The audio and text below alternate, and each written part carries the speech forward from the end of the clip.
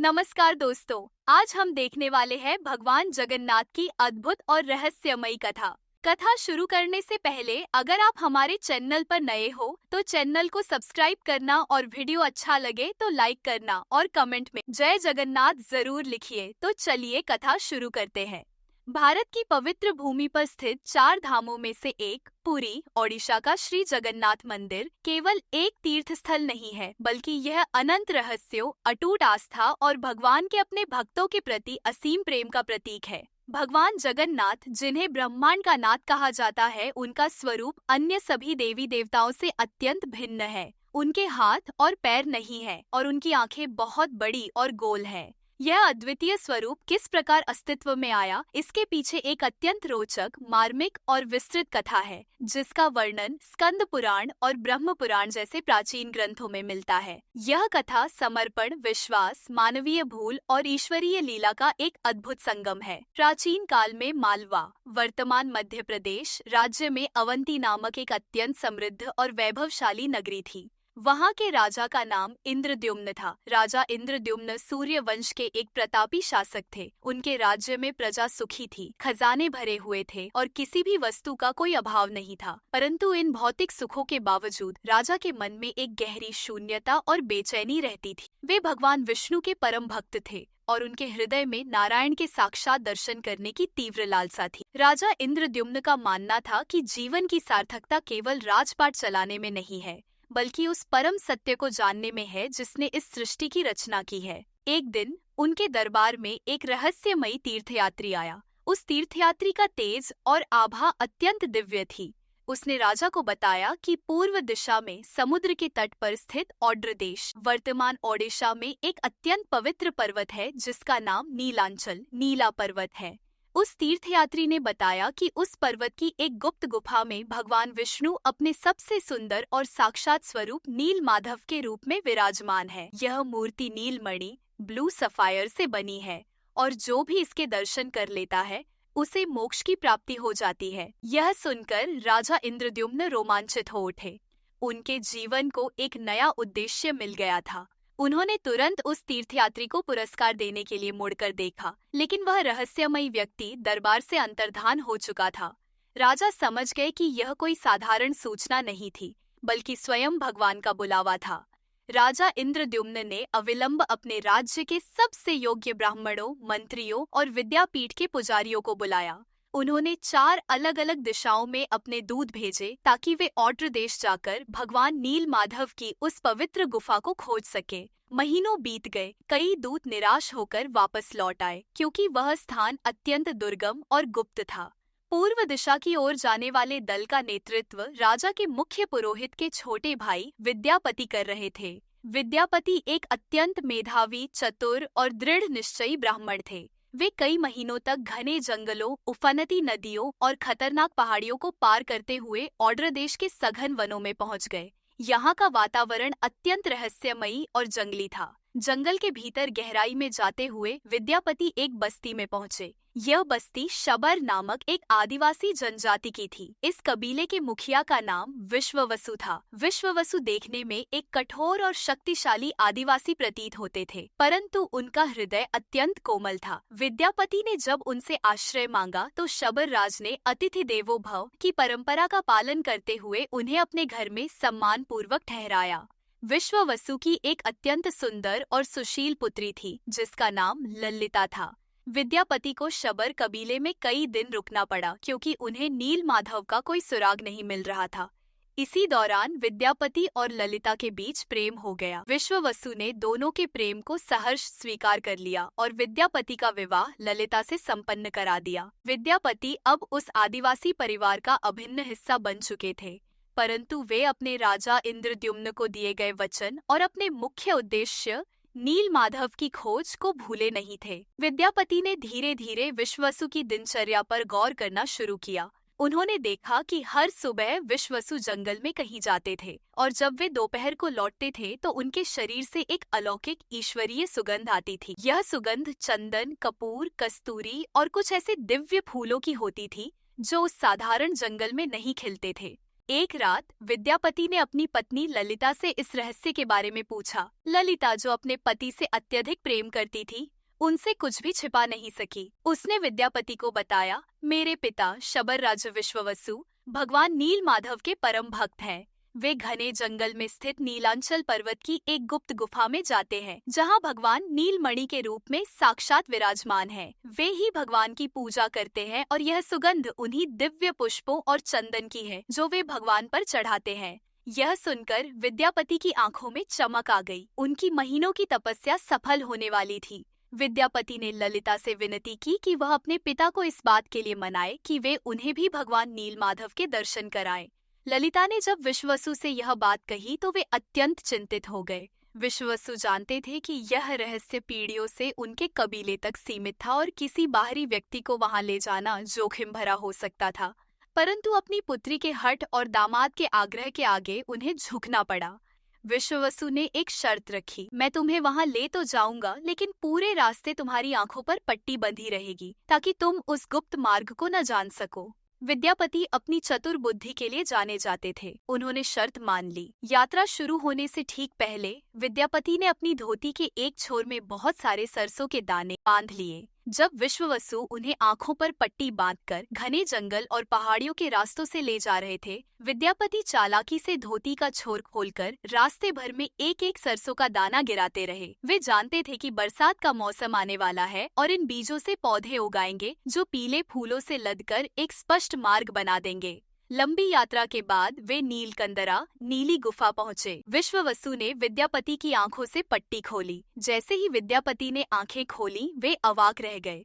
गुफा के भीतर एक अत्यंत चमकदार और दिव्य नीलमणि की मूर्ति थी, भगवान नीलमाधव। मूर्ति की सुंदरता अवर्णनीय थी। विद्यापति उस ईश्वरीय तेज को देखकर भाव विभोर हो गए और वहीं दंडवत प्रणाम कर रोने लगे। विश्ववसु ने विद्यापति को वहीं रुकने के लिए कहा और स्वयं जंगल में कुछ कंदमूल और जंगली फूल लाने चले गए ताकि भगवान को भोग लगा सके। उसी समय एक अद्भुत घटना घटी। गुफा के पास ही रोहिणी कुंड नामक एक पवित्र जल कुंड था। विद्यापति ने देखा कि एक कौवा उड़ता हुआ आया और उस कुंड में गिर गया। कुंड के जल का स्पर्श होते ही वह कौवा तत्काल चतुर्भुज रूप, 4 बाहों वाले विष्णु रूप में परिवर्तित हो गया और वैकुंठ धाम को चला गया। यह देखकर विद्यापति को लगा कि इस जीवन में अब कुछ शेष नहीं है और वे भी उस कुंड में कूदकर मोक्ष प्राप्त करना चाहते थे। लेकिन तभी आकाशवाणी हुई, हे विद्यापति, ऐसा मत करो। तुम्हारा एक महान कार्य अभी शेष है। तुम्हें राजा इंद्रद्युम्न को यहाँ तक लाना है। विद्यापति रुक गए। कुछ देर बाद विश्ववसु वापस आए।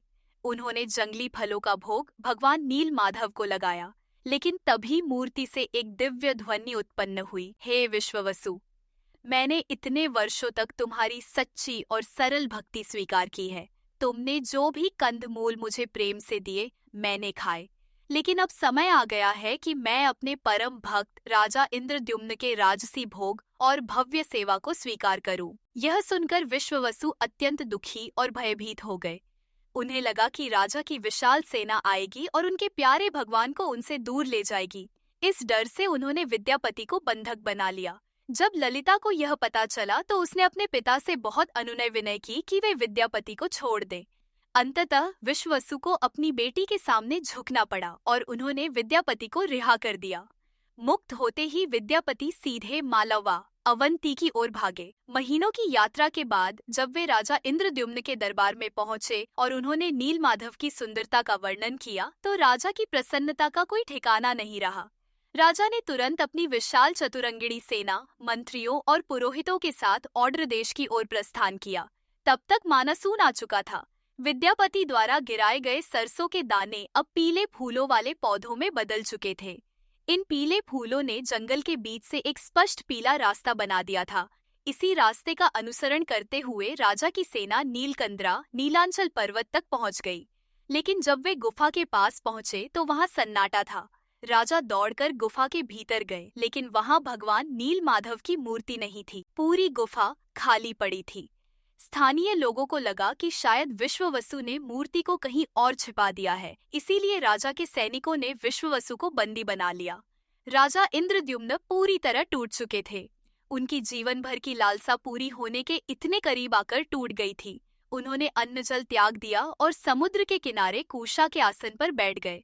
उन्होंने प्रतिज्ञा की कि यदि भगवान ने उन्हें दर्शन नहीं दिए तो वे वहीं अपने प्राण त्याग देंगे। तभी रात के सन्नाटे में एक आकाशवाणी हुई, हे राजा, तुम व्यर्थ ही शोक कर रहे हो। मेरे इस नीलमणि स्वरूप के दर्शन अब किसी को नहीं होंगे, क्योंकि वह युग समाप्त हो रहा है। विश्ववसु को तुरंत मुक्त कर दो, वह निरपराध है। यदि तुम मेरे दर्शन करना चाहते हो तो समुद्र तट पर एक भव्य मंदिर का निर्माण करवाओ। जब मंदिर बन जाएगा तब मैं समुद्र की लहरों पर तैरते हुए एक विशाल काष्ठ, लकड़ी के लट्ठे, दारू के रूप में बांकी मुहाने, पुरी के तट पर आऊंगा। उस काष्ठ में मेरे चिन्ह होंगे। उसी काष्ठ से मेरी नई मूर्तियों का निर्माण करना। आकाशवाणी सुनकर राजा के प्राणों में प्राण आए। उन्होंने तुरंत विश्ववसु को सम्मान पूर्वक मुक्त किया और उनसे क्षमा मांगी। इसके बाद राजा ने समुद्र के तट पर एक अत्यंत भव्य और गगनचुंबी मंदिर का निर्माण शुरू करवाया। यह मंदिर इतना विशाल था कि इसे बनने में कई पीढ़ियां लग गईं। जब मंदिर पूरी तरह बनकर तैयार हो गया तो राजा इंद्रद्युम्न को लगा कि इतने महान मंदिर की प्राण प्रतिष्ठा स्वयं सृष्टि के रचयिता भगवान ब्रह्मा के हाथों होनी चाहिए। अपनी योग शक्ति से राजा इंद्रद्युम्न सीधे ब्रह्मलोक चले गए। वहां पहुंचकर राजा ने देखा कि ब्रह्मा जी ध्यान में लीन हैं। उन्हें ब्रह्मा जी के ध्यान से उठने की प्रतीक्षा करनी पड़ी। ब्रह्मलोक का समय पृथ्वी के समय से बहुत अलग होता है। जब ब्रह्मा जी का ध्यान टूटा और उन्होंने राजा की प्रार्थना सुनी तो उन्होंने मुस्कुराते हुए कहा, हे इंद्रद्युम्न, तुम यहाँ बस कुछ क्षणों के लिए रुके हो, लेकिन इतने में पृथ्वी पर कई युग बीत चुके हैं। तुम्हारी पीढ़ियां समाप्त हो चुकी हैं। अब वहाँ गाल माधव नामक राजा का शासन है और तुम्हारा भव्य मंदिर रेत के नीचे दब चुका है। यह सुनकर राजा इंद्रद्युम्न स्तब्ध रह गए, लेकिन ब्रह्मा जी ने उन्हें सांत्वना दी और कहा, चिंता मत करो, मैं तुम्हारे साथ चलूंगा और उस मंदिर को पुनः जागृत करूंगा। जब राजा इंद्रद्युम्न और भगवान ब्रह्मा पृथ्वी पर लौटे तो देखा कि मंदिर का एक बड़ा हिस्सा रेत में दबा हुआ है और राजा गाल माधव उस मंदिर पर अपना अधिकार जता रहे हैं। तब एक लंबी आयु वाले कछुए और रोहिणी कुंड के पास रहने वाले प्राचीन कौवे ने गवाही दी कि यह मंदिर वास्तव में राजा इंद्रद्युम्न ने बनवाया था। गाल माधव ने भी सत्य को स्वीकार किया और इंद्रद्युम्न की महानता को नमन किया। मंदिर की प्राण प्रतिष्ठा के लिए सब तैयार था, लेकिन भगवान की मूर्ति अभी तक नहीं आई थी। राजा इंद्रद्युम्न हर दिन समुद्र तट पर जाकर उस दिव्य काष्ठ की प्रतीक्षा करते थे। अंततः वह दिन आ ही गया। समुद्र की लहरों पर तैरता हुआ एक विशाल चमकदार लकड़ी का लट्ठा तट की ओर आया। इस लकड़ी पर भगवान विष्णु के शंख, चक्र, गदा और पद्म के चिन्ह स्पष्ट रूप से उभरे हुए थे। और सबसे अद्भुत बात यह थी कि उस लकड़ी से भी वैसी ही दिव्य सुगंध आ रही थी जैसी विश्ववसु के शरीर से आती थी। राजा के आदेश पर सैनिकों और हाथियों ने उस लकड़ी को पानी से बाहर निकालने का प्रयास किया। रस्सियां टूट गईं, हाथी थक गए, लेकिन वह लट्ठा अपनी जगह से 1 इंच भी नहीं हिला। राजा फिर से चिंतित हो गए। उसी रात भगवान ने स्वप्न में आकर कहा, हे राजन, तुमने अहंकारवश केवल अपने सैनिकों का उपयोग किया। मैं तब तक नहीं हिलूंगा जब तक मेरे पुराने भक्त शबर राज विश्ववसु का वंशज आकर मुझे स्पर्श नहीं करता और साथ में ब्राह्मण विद्यापति भी न हो। इन दोनों के साथ तुम स्वयं मुझे खींचो। अगले दिन राजा ने विश्ववसु के वंशजों और विद्यापति को बुलाया। जब एक ओर से आदिवासी शबर, विश्ववसु के वंशज, दूसरी ओर से ब्राह्मण विद्यापति और मध्य से क्षत्रिय राजा इंद्रद्युम्न ने मिलकर उस दिव्य दारू को खींचा तो वह इतना हल्का हो गया कि आसानी से मंदिर के प्रांगण में आ गया। यह इस बात का प्रतीक था कि भगवान जगन्नाथ किसी एक जाति, वर्ण या वर्ग के नहीं है, वे सबके हैं। अब उस काष्ठ से मूर्ति बनाने का समय था। राजा ने राज्य के सर्वश्रेष्ठ कारीगरों को बुलाया, लेकिन जैसे ही कोई कारीगर अपनी छेनी या हथौड़ा उस दिव्य लकड़ी पर मारता, उसके औजार के टुकड़े टुकड़े हो जाते। लकड़ी इतनी कठोर थी कि लोहा भी उसे खरोंच नहीं पा रहा था। राजा गहरी चिंता में डूब गए। तभी वहां एक अत्यंत वृद्ध और रहस्यमयी ब्राह्मण कारीगर प्रकट हुआ। उसके बाल और दाढ़ी पूरी तरह सफेद थे और चेहरे पर एक अजीब सा तेज था। पुराणों के अनुसार यह रहस्यमयी कारीगर कोई और नहीं बल्कि स्वयं देवताओं के शिल्पकार भगवान विश्वकर्मा थे, जो अनंत महाराणा या झालर महापात्र के भेष में आए थे। उस वृद्ध कारीगर ने राजा से कहा, मैं इन मूर्तियों का निर्माण कर सकता हूँ। मैं एक बार में 3 मूर्तियां बनाऊंगा, भगवान विष्णु, उनके बड़े भाई बलराम और बहन सुभद्रा की। लेकिन मेरी एक शर्त है। राजा ने उत्सुकता से पूछा, कैसी शर्त?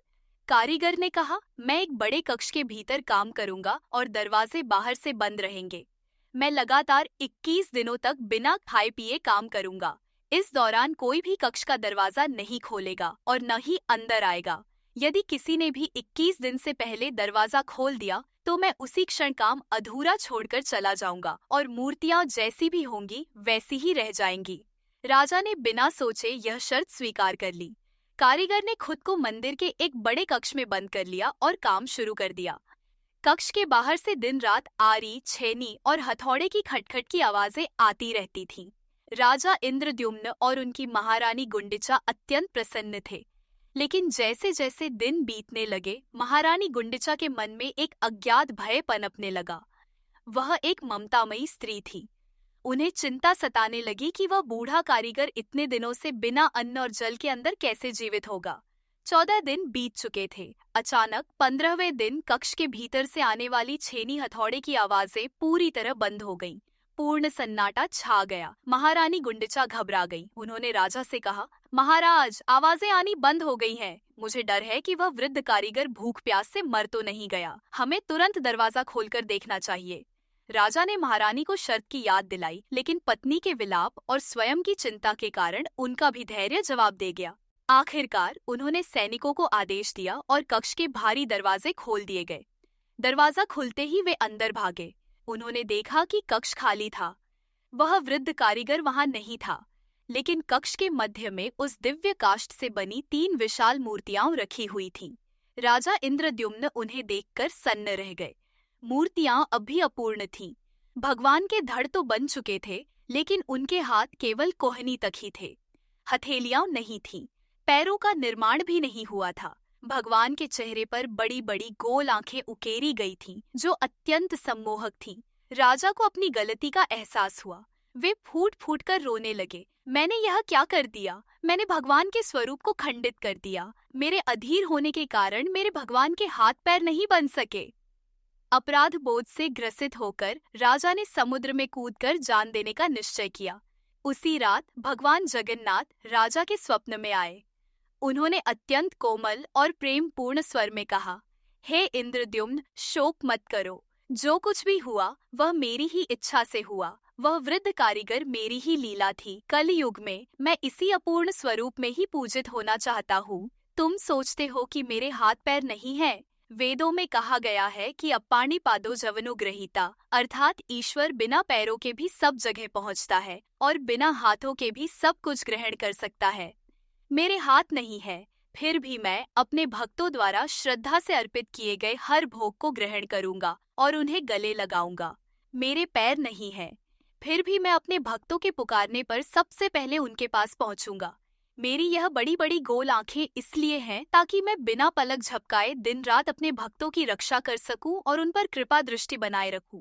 भगवान ने आगे कहा, तुमने मेरे लिए इतना सुंदर मंदिर बनाया है, वरदान मांगो। राजा इंद्रद्युम्न की आंखों में आंसू थे।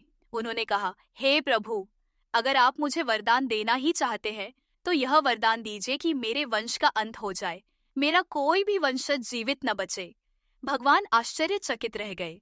यह कैसा वरदान है? राजा ने हाथ जोड़कर कहा, प्रभु, यदि मेरा कोई वंशज बचेगा तो भविष्य में वह अहंकारवश इस मंदिर पर अपना अधिकार जताएगा और कहेगा कि यह उसके पूर्वजों की संपत्ति है। मैं चाहता हूँ कि यह मंदिर और आप केवल और केवल आपके भक्तों के रहे, किसी एक परिवार की संपत्ति बनकर न रह जाइए। भगवान राजा की इस निस्वार्थ और सर्वोच्च भक्ति से अत्यंत प्रसन्न हुए और उन्होंने तथास्तु कह दिया। बाद में भगवान ब्रह्मा ने उन तीनों अपूर्ण लेकिन अत्यंत दिव्य मूर्तियों भगवान जगन्नाथ, भगवान बलभद्र और देवी सुभद्रा की प्राण प्रतिष्ठा की। भगवान जगन्नाथ ने राजा से कहा कि वे वर्ष में एक बार अपने भक्तों को दर्शन देने के लिए मंदिर से बाहर निकलेंगे। इसी वचन को पूरा करने के लिए आज भी पुरी में रथ यात्रा का महाआयोजन होता है। रथ यात्रा के दौरान भगवान जगन्नाथ, बलभद्र और सुभद्रा जी अपने विशाल रथों पर सवार होकर अपनी मौसी के घर जाते हैं। इस यात्रा में कोई जाति पाति ऊंच नीच का भेदभाव नहीं होता। हर भक्त भगवान के रथ की रस्सी खींच सकता है। भगवान जगन्नाथ का यह अपूर्ण स्वरूप वास्तव में पूर्णता का ही प्रतीक है। यह हमें सिखाता है कि ईश्वर की प्राप्ति के लिए बाहरी सुंदरता या परिपूर्णता की आवश्यकता नहीं है, बल्कि निर्मल हृदय और अटूट भाव की आवश्यकता है। भगवान की बड़ी आंखें यह दर्शाती हैं कि संसार का कोई भी कोना उनकी दृष्टि से बचा नहीं है। पुरी का श्री जगन्नाथ मंदिर आज भी उस प्राचीन रहस्य और राजा इंद्रद्युम्न की उस अटूट भक्ति की गवाही देता है, जहां भगवान नील माधव के रूप में छिपकर रहने वाले नारायण कली युग में महाप्रभु जगन्नाथ के रूप में पूरी दुनिया को अपनी बड़ी बड़ी आंखों से देख रहे हैं और अपने दोनों ठूंठ जैसे हाथों को फैलाकर पूरी मानव जाति को प्रेम से गले लगाने के लिए तत्पर है।